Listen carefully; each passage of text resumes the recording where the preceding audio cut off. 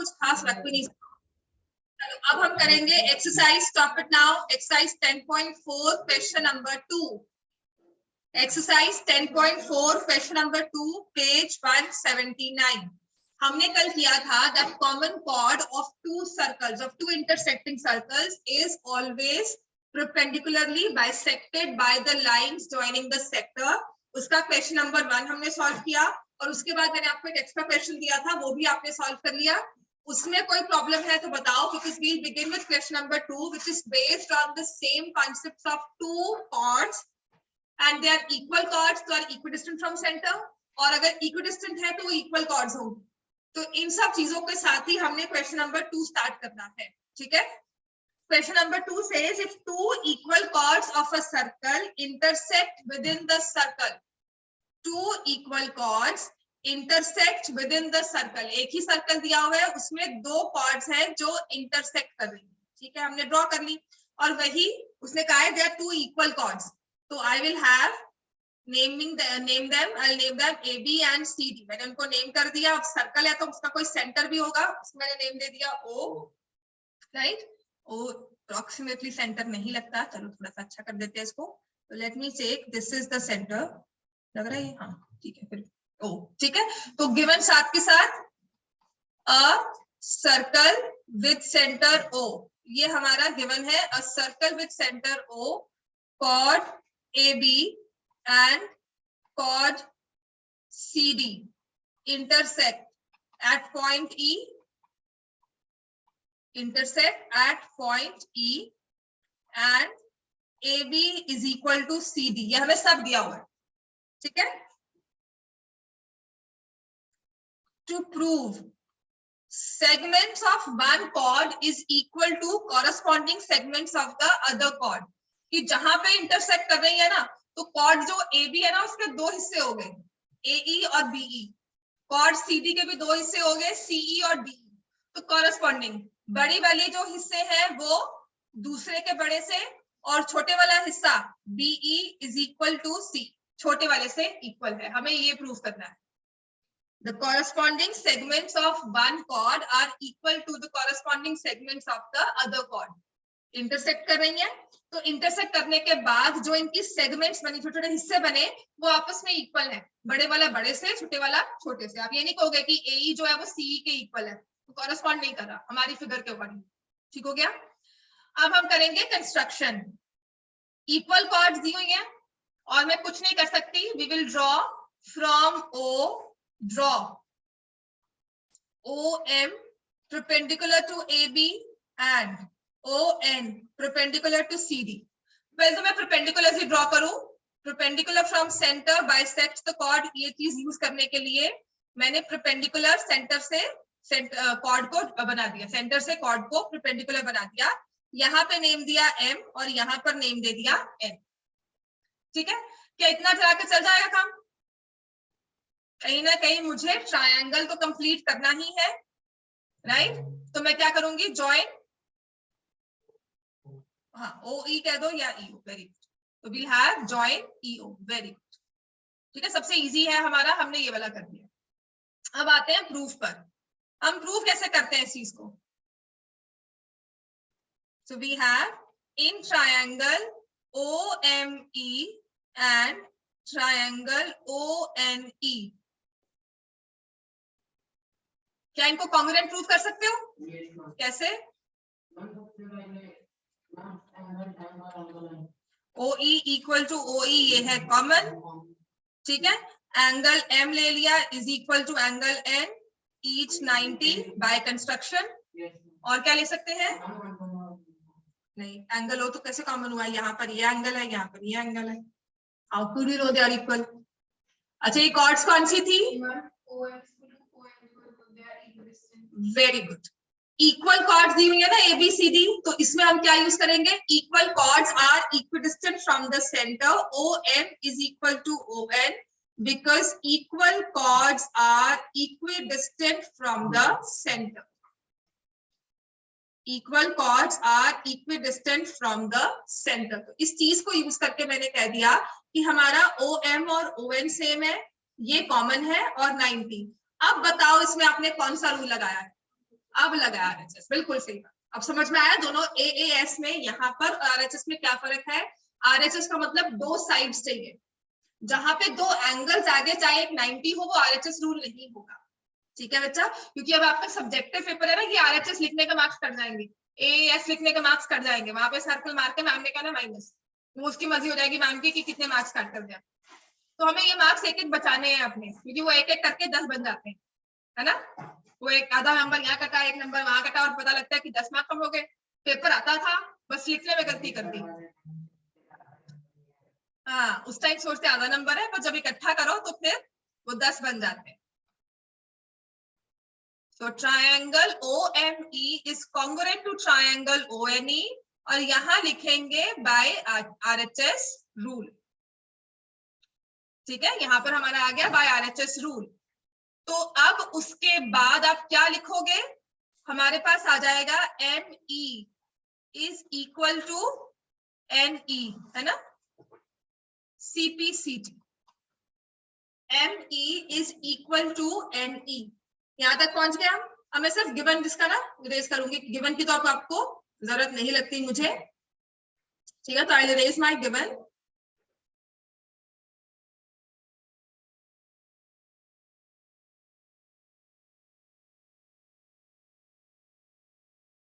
यहाँ तक क्लियर हो गया ना। अब मुझे ये तो प्रूव नहीं करना था, मुझे तो प्रूव करना है जो इसकी सेगमेंट्स बन रही है वो इक्वल है। अब हम और क्या लिख सकते हैं, परपेंडिकुलर अगर हमने ड्रॉ कर दिया, बाइसेक्ट करता है। ठीक है, वेरी गुड। अब हम लिखेंगे perpendicular from center bisects the chord। As we know, perpendicular from center bisects the chord, therefore AM is equal to DM and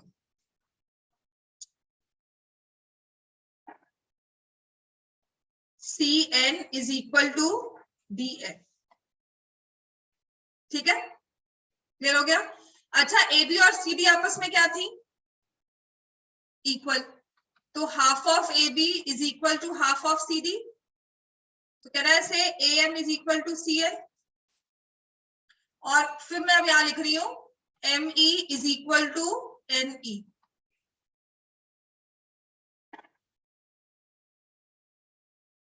ठीक है, मतलब मैं क्या कह रही हूँ कि AM जो है, यहां से ये AM और यहां से जो ये CN है, ये तो आपस में इक्वल है। ठीक है, इस CN की जगह बिकॉज नाउ आई सी, तो मैं DN लिख रही हूँ, AM is equal to DN। यहां से क्लियर हो गया इतना, AM is equal to DN। यहां से ये AM और ये DN आपस में इक्वल है, और आपने कहा है ये ME और EN भी इक्वल है, तो मैं कर दूं एडिंग बोथ 1 and 2, इन दोनों को ऐड कर दो, तो क्या बन जाएगा, AM plus ME is equal to DN plus NE। क्या हो जाएगा यहाँ से, AE equal to sorry D, AE equal to DE। समझ में आ गया। हाफ्स को हमने प्रूव कर दिया इक्वल है, फिर जो हमने CPCT का लिया था वो पोर्शन ले लिया, आपस में दोनों को ऐड करोगे तो आपके पास एक सेगमेंट आ गई, कोई भी एक सेगमेंट प्रूव कर दो, AE equal to DE। Now we also know AB equal to CD और AE इक्वल टू DE है, इनको सब्ट्रैक्ट कर दो, AB minus AE is equal to CD minus DE। तो AB में से AE माइनस की क्या बन जाती है, DE। CD में से DE माइनस की तो क्या बन जाता है, C। हेंस दोनों चीजें हमने प्रूव कर दी। सिर्फ एक पे आ जाओ, बड़ी वाली पे आ जाओ, कि ऐड करना आसान होता है। हाफ हाफ ले लिए, उसमें हमने जो सेगमेंट्स इक्वल प्रूव की थी ट्रायंगल की, वो ऐड कर दी, उसके बाद पूरी कॉर्ड्स में से इन इक्वल पार्ट्स को माइनस कर दिया। समझ में आ गया हमें, लिख लो इसको एक बार।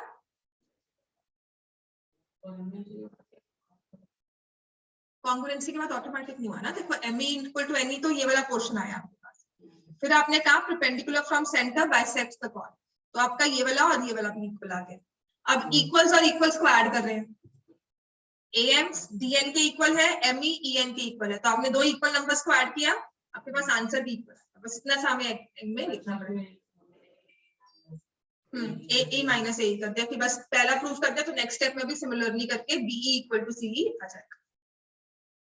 तो दो सेगमेंट इक्वल होगी ना, बड़ी वाली बड़ी के इक्वल है, छोटी वाली छोटी के। समझ में आ गया? Next is question number 3. Question number 3 is converse of example 2. जो एग्जाम्पल 2 है उसका एग्जैक्ट कन्वर्स है क्वेश्चन नंबर 3 आपका.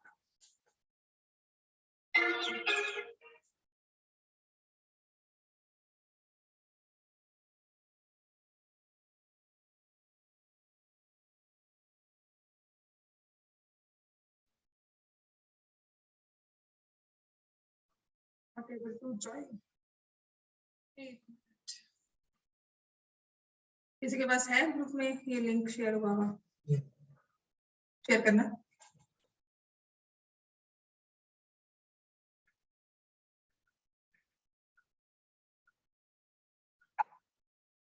ग्रुप में डाल दो.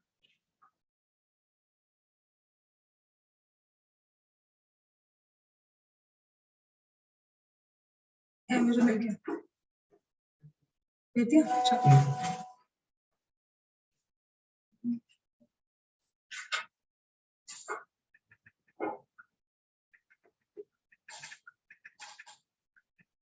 So question number 3, 2 सबने लिख लिया.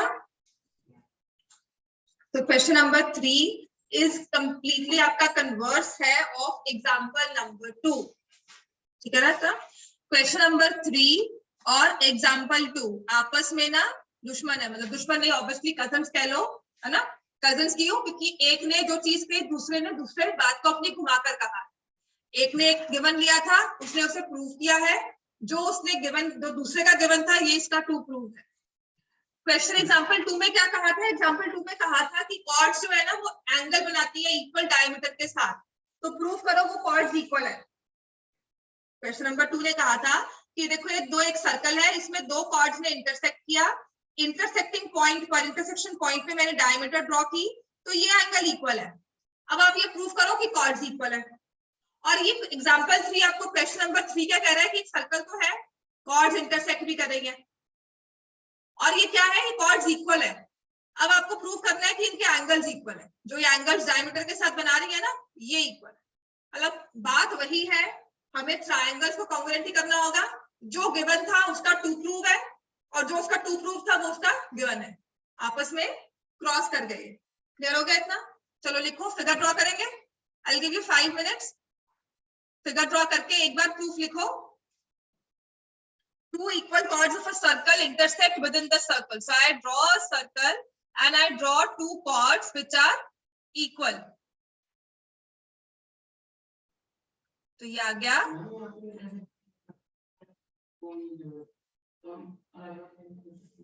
Joining the point of intersection to the center.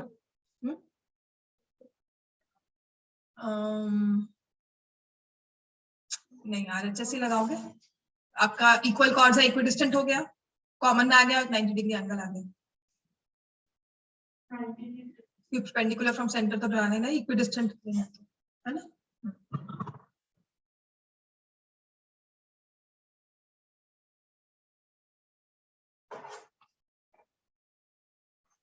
सो मेरा गिवन है a circle with centre O,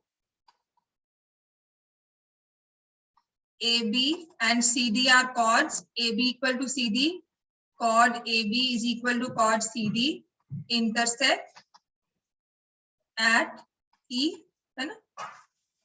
चलो टू प्रूव. अच्छा डायमीटर भी तो बनाओगे इसमें. अब उसने डायमीटर नहीं दिया ना, line joining the intersection point two the centre, बस इसने इतना दे दिया. ठीक है, तो आप सिर्फ ओ ही ज्वाइन कर लो. आपको भी क्यों बनाना है कि डायमीटर लेना है हमने जी, है ना. तो हमने इसको ओ ही ज्वाइन कर दिया बस. O E is joined to prove angle AEO is equal to angle DEO. ये आपको प्रूव करना है. तो कंस्ट्रक्शन क्या होगी? फ्रॉम O, वही OM बनाना है, और OM परपेंडिकुलर टू, और मोस्टली, मतलब मैं नहीं लेती हूँ, मोस्टली बुक्स में ना परपेंडिकुलर OM और ON ही लिया जाता है. मतलब वेरिएबल OM ON कुछ भी ले सकते हो, OP भी ले सकते हो, PQ भी ले सकते हो, एनीथिंग, है ना. कोई भी XY भी ले सकते हो. हाँ, बेटा बात तो वही है, देख कॉपी पेस्ट तो वही हो रही है ना। बस मैंने कहा था कि समझना, उस टाइम पे मौके पर समझना कि अब ये गिवन है, ये ट्रू प्रूव है। ठीक है, तो अब आप करोगे इसका प्रूफ।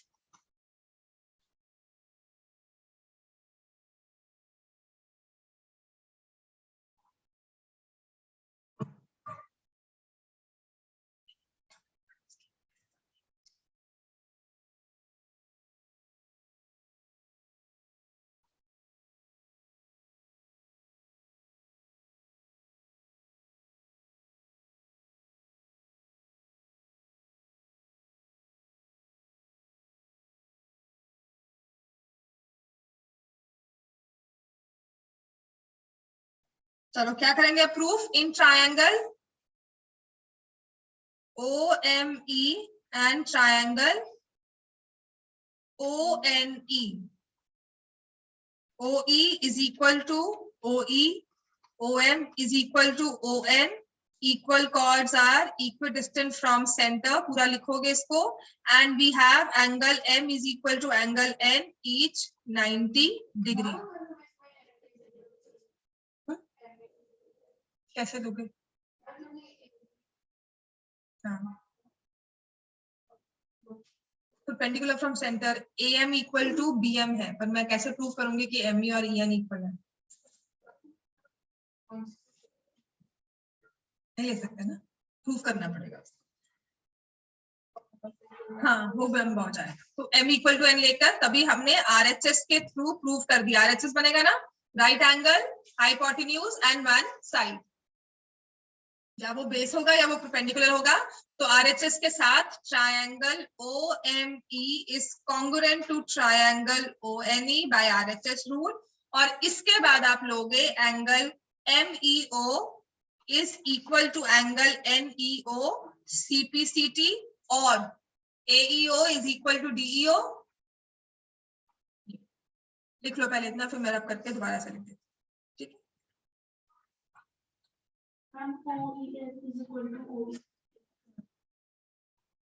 Bye RHS rule. तो फिर उसके बाद आप लोगे, RHS से प्रूव करने के बाद आप लोगे that angle AEO is equal to angle DEO। आप पहले लोगे angle MEO is equal to angle NEO CPCT, और उसके बाद फिर ये लिख दोगे angle AEO is equal to angle DEO। Hence proved. ठीक हो गया? अब तो समझ में आ गया? Hence proved. क्वेश्चन 4 बहुत सिंपल, बहुत इजी क्वेश्चन है, एक बार ट्राई करो। ठीक है, आई ज्वाइन इन 2 मिनट्स। और अगर स्ट्रेट आता है तो कोई भी उठकर उसको एंटर कर लेना।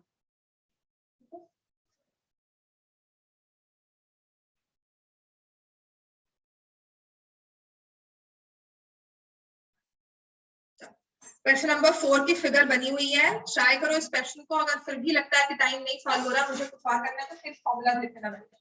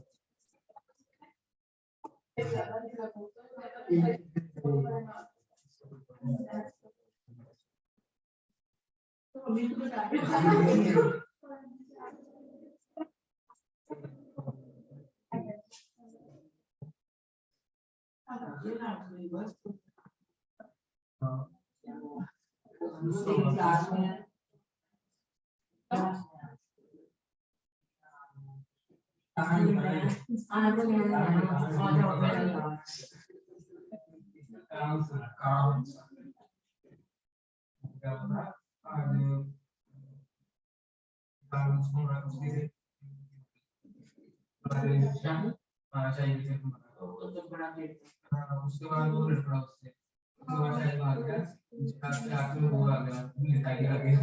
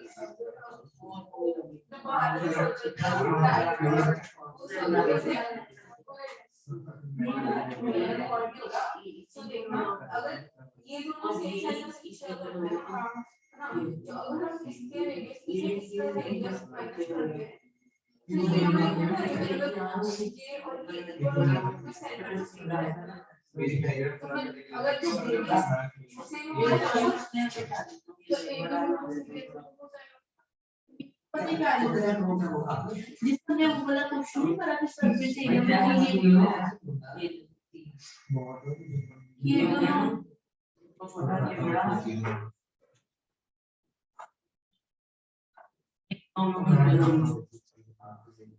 ये दोनों को अंडरस्टैंड करेगा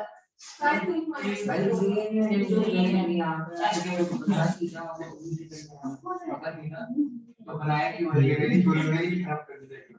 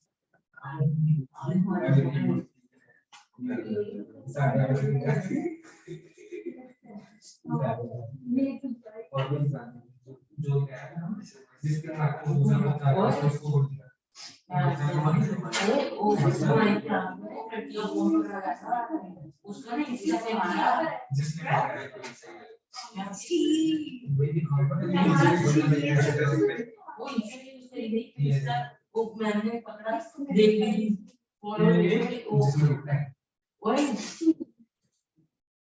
मैं क्या बोल रहा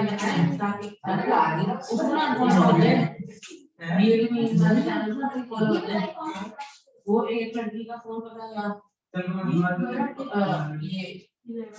ये छुट्टी से पहले की बात है पकड़ा गया इंस्टा चला वही बहुत बड़ी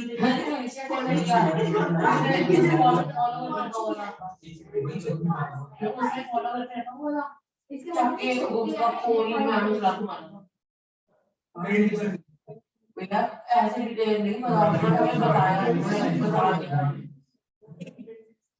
मैंने जो भी फोन कहते हैं वो पहले इन्फॉर्मेशन दे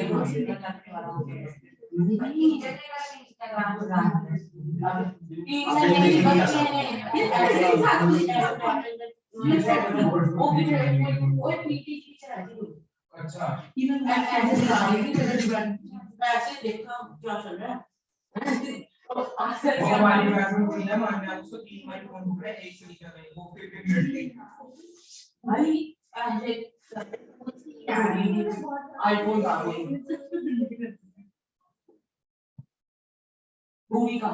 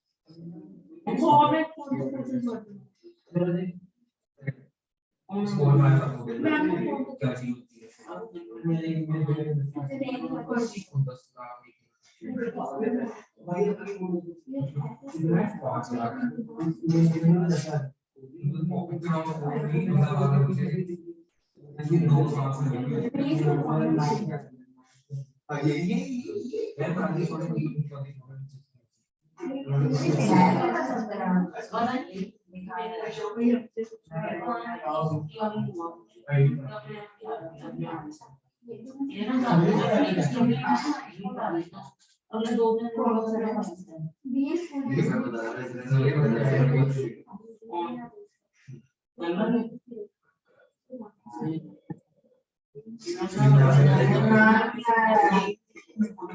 क्या बात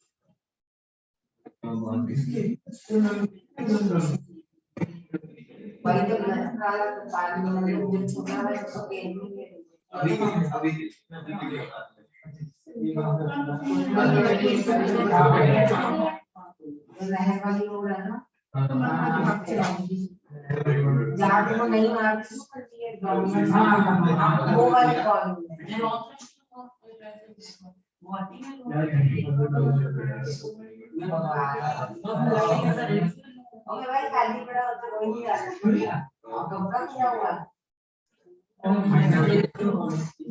तो मैं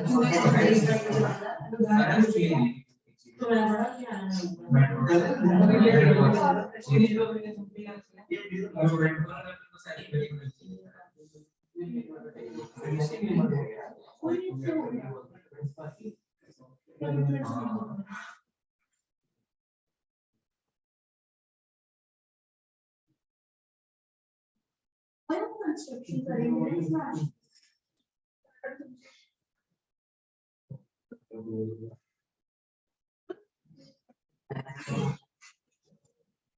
छुट्टी हो सवाल हो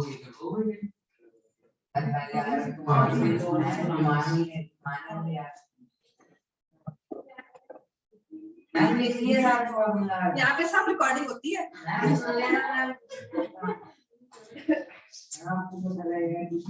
क्या पता लगेगा? क्या किसकी? अच्छा क्यों, क्या हो गया? क्या देख रहे हो ये? बंद करो इसको। क्यों? इसको भी ये क्यों? सो क्वेश्चन नंबर 4 हो गया। हाँ, कौन सी कंस्ट्रक्शन करेंगे इसमें?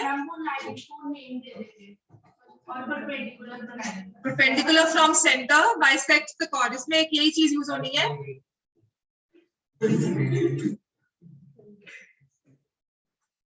किसका होता है? पता नहीं किसका है।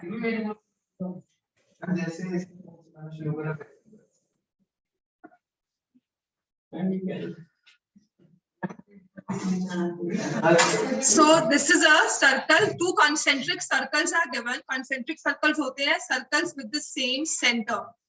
एक सेंटर से हमने रेडियस को फर्क करके दो सर्कल्स ड्रॉ कर दिए. So line intersects two concentric circles. So we have two concentric circles given.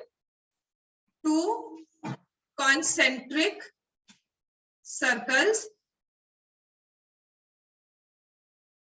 with center O. With center O. Line ABCD intersects line AB या line AD या line ABCD intersects these two circles. ठीक है? A line intersects at ABCD. A line intersects these circles at points ABCD. To prove हमने कहा है आप लिखोगे जो ये पोर्शन AB है is equal to CD और कंस्ट्रक्शन हमें क्या करनी है? Draw OM perpendicular to BC या लाइन ABCD. OM या इसको ना ऐसे कर लो, लाइन L ज्यादा अच्छा रहेगा. Line L intersects these two circles at points A, B, C and D. Draw OL perpendicular to line L.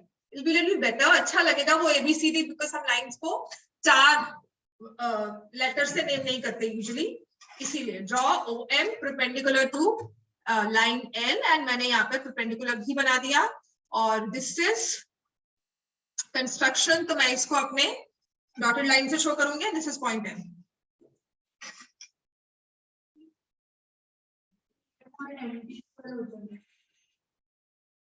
बिल्कुल ठीक है, ठीक है ना. अब हम करेंगे प्रूफ. देखो दो सर्कल्स बनते हैं, ठीक है. दोनों में एक ही सिंगल लाइन है जो कॉर्ड्स बन के जा रही है, बस सेगमेंट्स फर्क आ रही है ना. एक लाइन का बड़ा पोर्शन बड़े वाले सर्कल की कॉर्ड हो गई, उसी लाइन का छोटा पोर्शन छोटे सर्कल की कॉर्ड हो गई. तो I will write it like this. In the bigger circle, in the bigger circle AD is the chord and OM is perpendicular to AD. Perpendicular from center bisect the chord. समझ में आ गया? तो इसका मतलब AM equal to DM.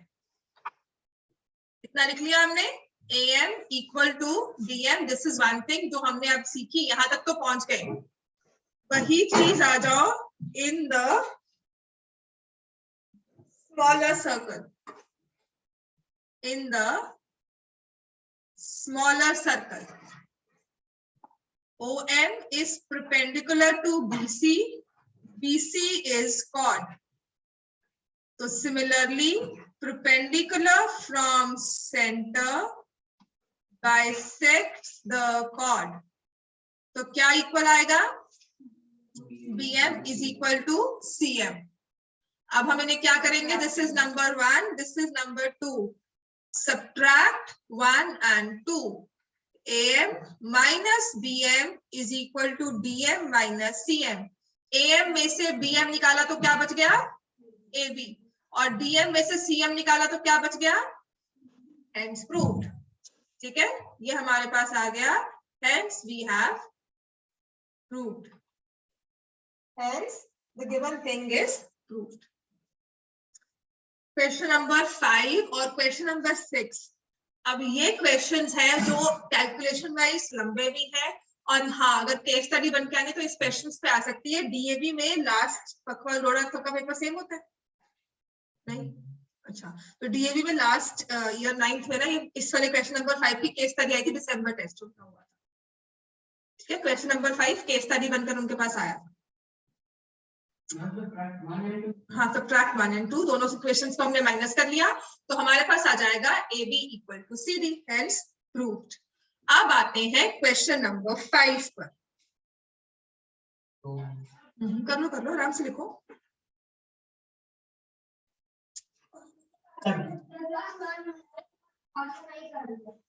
नहीं ma'am से बोलो, करो मेरे फोन से कर लो.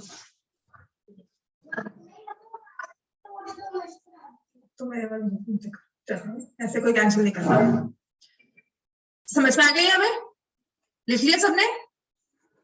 अब आते हैं question number 5.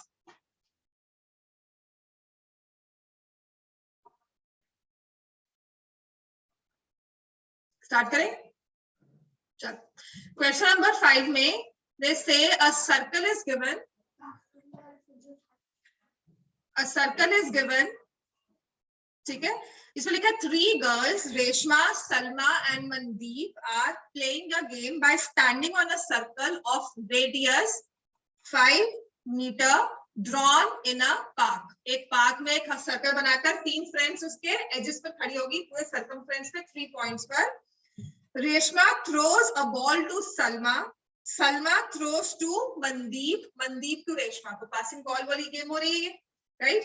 Next it says if the distance between Reshma, so Reshma and Salma, distance between Reshma and Salma and Mandeep is 6 meters each. आपको निकालना है सलमा और रेशमा और मनदीप में कितना डिस्टेंस है. मतलब एक जगह यहाँ पर रेशमा, दिस साइड से संदीप और ये है मनदीप. ठीक है, रेशमा, सलमा एंड मनदीप, ऐसे कुछ है डिस्टेंस. तो जो डिस्टेंस रेशमा और सलमा में है वही सलमा और मनदीप में है. और कितना डिस्टेंस दिया हुआ है वो हमें? 6. तो RS and SM are the chords. They are equal chords. So we need to find distance between Reshma and Mandeep. हमें निकालना है RM. समझ में आ गया क्या करना है?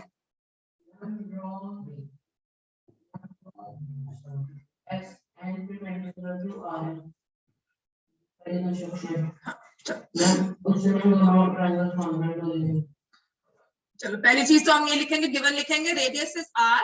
R, S, M are the position of 3 friends. R, S, M ये आ गया position of 3 friends such that RS is equal to SM is equal to 6 centimeter. Radius हमारे पास क्या है? 5 सेंटीमीटर. ठीक है, to find RM, length of RM.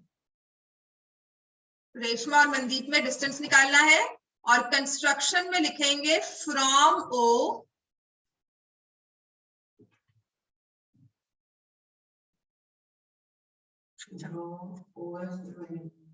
OS नहीं हुआ ना, पहले तो प्रूव करना पड़ेगा OS परपेंडिकुलर है. तो सिंपल तुम्हारी वही बात लिखते हैं, ड्रॉ ON है ना, ON perpendicular to RM. ON perpendicular to RM, join SN. ठीक है, हाँ बताती हूँ मुझे।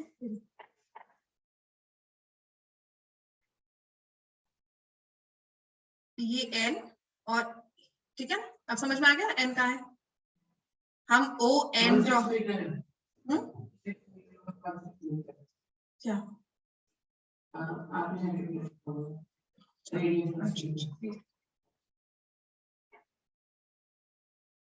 ठीक हो गया। Draw O N perpendicular to R N join S N. पहली चीज तो फिर हम करेंगे join S N O R O M, O R भी ज्वाइन कर दो, ओ एम भी ज्वाइन कर दो, पता नहीं कौन सा वाला यूज करेंगे, पहले मैंने लिख दिया, इसको भी ज्वाइन कर दिया और इसको भी ज्वाइन। ठीक हो गया।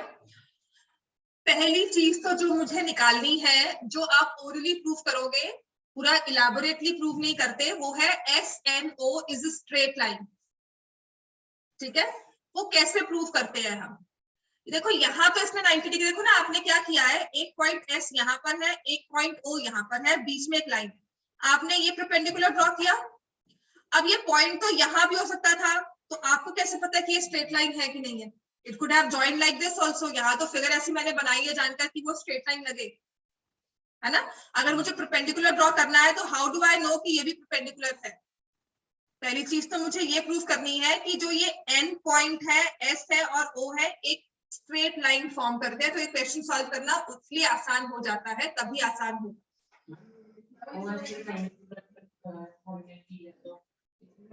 नहीं, हाँ ये वाला तो 90 इसलिए किया क्योंकि हमने परपेंडिकुलर कहा है। आपको कैसे पता कि ये एंगल भी 90 है, that means S N O is a straight line. ठीक है,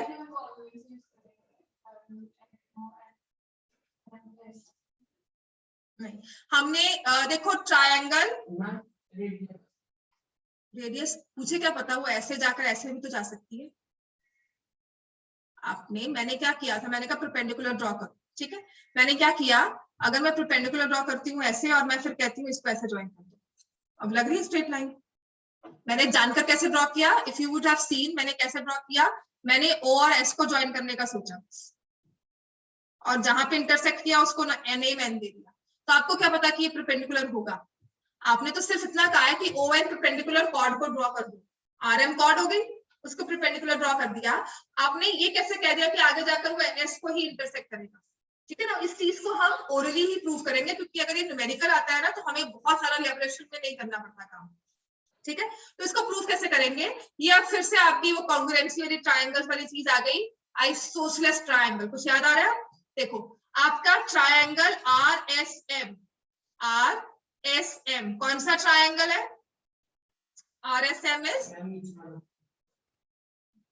टाइप ऑफ ट्रायंगल कैसा है, वो तो मुझे ही पता है, आर एस एम है क्या, it will be N isosceles triangle, ठीक है, आइसोसेलेस ट्रायंगल है। अच्छा, ऐसे ही आपका ये वाला ओ आर ओ एम कौन सा है, आइसोसेलेस हो गया, ठीक है, क्योंकि अब मैं कहूंगी कि ये इसके इक्वल है, perpendicular from centre bisects the chord, और ये कॉमन हो गया,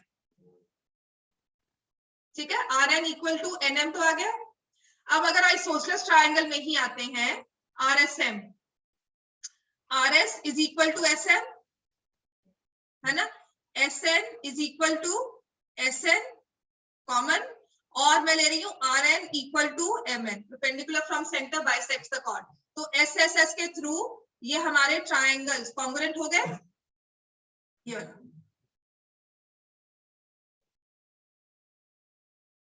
एस एस एस के through triangle R S N और एम एस एन कॉन्ग्रुएंट हो गए, are S N is an isosceles triangle, तो R S N is congruent to triangle MSN, ठीक हो गया, पहले समझ लो इसको, तो इसका क्वेश्चन मुश्किल नहीं है, प्रूफ मुश्किल नहीं है, पर चीजें इतनी इकट्ठी करनी पड़ती है ना, तो उसके हमें लगता है कि मुश्किल है। मैंने कहा ये वाला ट्रायंगल और ये ट्रायंगल आपस में कॉन्ग्रुएंट है, RSN MSN, ठीक है, ये कॉन्ग्रुएंट हो गए, राइट, तो ये वाला एंगल इसके इक्वल हुआ, ईच इज 90 डिग्री, दोबारा से अच्छे से लिखा देती हूँ, इसको आप इलेबोरेटली प्रूफ नहीं करते जब तक कि हमें 5 या 6 मार्क्स क्वेश्चन नहीं आता। थोड़ा सा भी मतलब मैक्सिमम मार्क्स का होगा तभी हम इसे इलेबोरेटली प्रूफ करेंगे। जब हमें न्यूमेरिकल शेप में आता है तो कुछ चीजें हम एज ग्रांटेड ओरली ही प्रूव कर लेते हैं। तो सबसे पहले है RSN is congruent to triangle MSN। आपने SSS से इसे प्रूव कर दिया, जिससे आप लिखोगे कि इसका मतलब है RNS is equal to MNS। ठीक है, और ये फिर लीनियर पेयर भी फॉर्म करता है। मैं फिर से लिख रही हूँ पूरा इलेबोरेटली, क्योंकि ये समझना पड़ेगा आपको कि ये लीनियर पेयर भी फॉर्म करता है, क्योंकि RM तो स्ट्रेट लाइन है ना। RM पर आपने एक रेस ड्रॉ की SN, तो लीनियर पेयर है, दोनों इक्वल भी है। तो can I say the two angles are equal to 90 degree. यहां पर भी 90 बना रहे हैं और ये भी 90 डिग्री एंगल हो गए, तो हमारा SNO एक स्ट्रेट लाइन हो गई। Now I can say SNO is the radius. अब मैं उसको रेडियस ले सकती हूँ। अब ये क्वेश्चन सॉल्व करना बहुत आसान है, बस इतना सा ओरली ये हमें लेना पड़ता है। ये समझने वाली बात है कि ये समझना होगा कि ये इक्वल है। मैं कह दूं कि x है आप कहोगे क्यों, तो मैंने सिर्फ आपको वो क्यों समझाया है।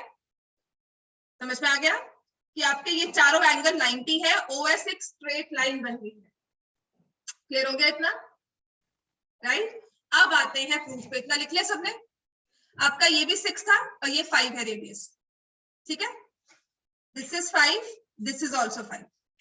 मैंने इसको ले लिया x और ये कितना हो जाएगा NS 5 माइनस x। समझ में आ गया ये रेडियस।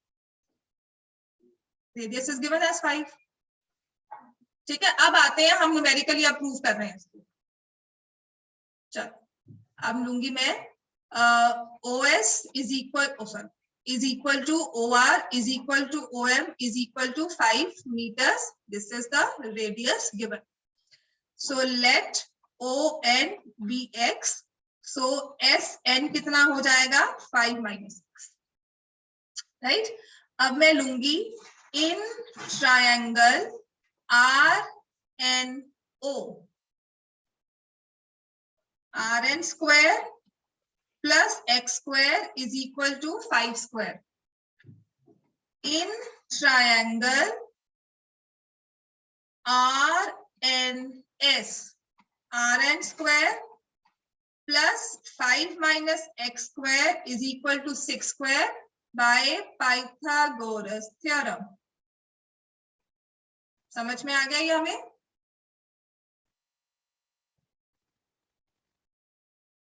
ठीक है ना। आप दोनों में से RN की वैल्यू को इक्वेट कर देंगे। So what we will get is 5 square minus x square is equal to 5 minus x का whole square minus 6 square minus 5 minus x का होल स्क्वायर। समझ में आ गया। वही जो पहले करते आ रहे हो ना, वही सब चीजें कर रहे हो कि एक वेरिएबल को एक में ही, मतलब एक वेरिएबल में इक्वेशन बन जाएगी। तो 25 माइनस एक्स स्क्वायर, 6 स्क्वायर मतलब 36 minus 25 plus x square minus 10x। ठीक है ना। तो 25 minus x square is equal to 36 minus 25 minus x square plus 10x। ये माइनस एक्स स्क्वायर कट गया, हमारे पास आ जाएगा 10x is equal to 25 plus 25 minus 36। Calculations एक बार फिर से समझ लेना। कोई कंफ्यूजन अगर है तो please do tell me. x is equal to 1.4। लेकिन आपको तो कॉर्ड की वैल्यू निकालनी थी, वो जो यार है। तो अब इस x को यूज करके RN की वैल्यू निकालोगे और RN से कॉर्ड पे कैसे पहुंचोगे।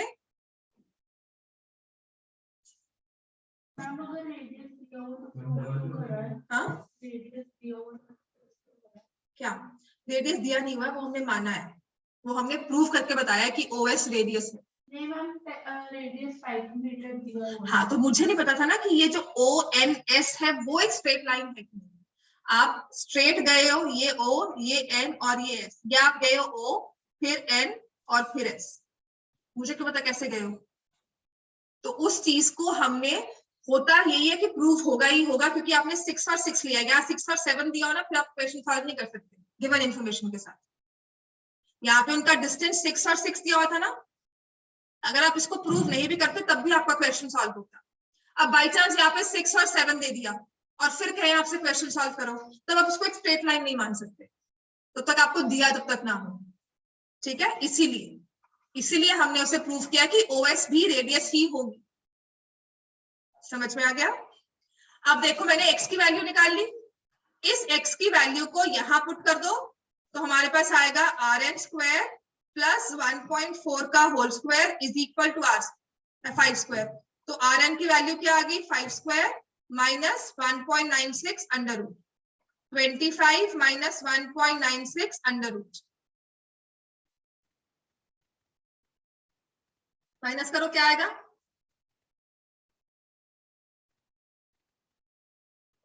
2304 and this is equal to, किसका स्क्वायर रूट होता है? 2304 is square root of 2304 is square of 48 का स्क्वायर होगा। देखो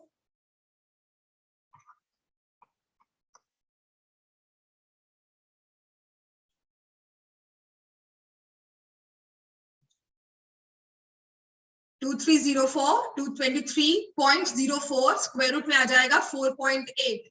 तो आपकी Rn जो है ना वो कितनी आ गई? 4.8 आ गई। तो अगर मुझे Rm निकालना है तो क्या करेंगे?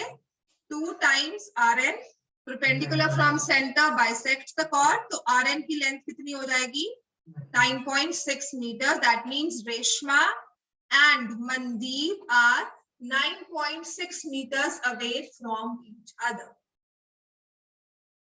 Distance between Reshma and Mandeep is 9.6 meter. ठीक है ना? आपके क्वेश्चंस मुश्किल नहीं है, लेकिन हर एक क्वेश्चन के लिए आप देखोगे सर्कल है ना, घूमना ही पड़ रहा है। सीधा नहीं पहुंचते हो, घूम कर ही पहुंच रहे हो, बस इतना सा ही मुश्किल आती है। सर्कल्स का चैप्टर तभी मुश्किल होता है कि हर एक चीज में घूम कर पहुंचे। हाँ, दिमाग में सर्कल ही कोई चक्कर ही काटता है। ठीक है, पहले सर्कल देखकर तो वैसे ही चक्कर आने शुरू हो जाते हैं और वो और चक्कर लगाते हैं। वो इसीलिए एक चैप्टर मुश्किल है, because yes you have to collect everything. Triangles भी यूज कर रहे हो आप, सर्कल्स भी यूज कर रहे हो, इसीलिए मुश्किल है, अदरवाइज मुश्किल नहीं है। ठीक है, question number 6। Question 6 is again, देखो क्वेश्चन नंबर 6 अगेन, इसमें हो क्या रहा है? चीजें बहुत लंबी सी दी हुई है और जो हम चीज यूज करेंगे इक्विलेटरल ट्रायंगल को यूज करेंगे इसमें, right? The only thing that you need to understand here is, मैं आपको बार बार ये समझाती थी, सिर्फ क्वेश्चन 6 को छोड़ देंगे, अभी हम समझेंगे what is an equilateral triangle. क्या होता है भाई? All sides equal, all angles equal. ठीक है, ये तो हमें पता है। फिर हम इसमें ड्रॉ करते हैं हर एक साइड को ऑल्टीट्यूड।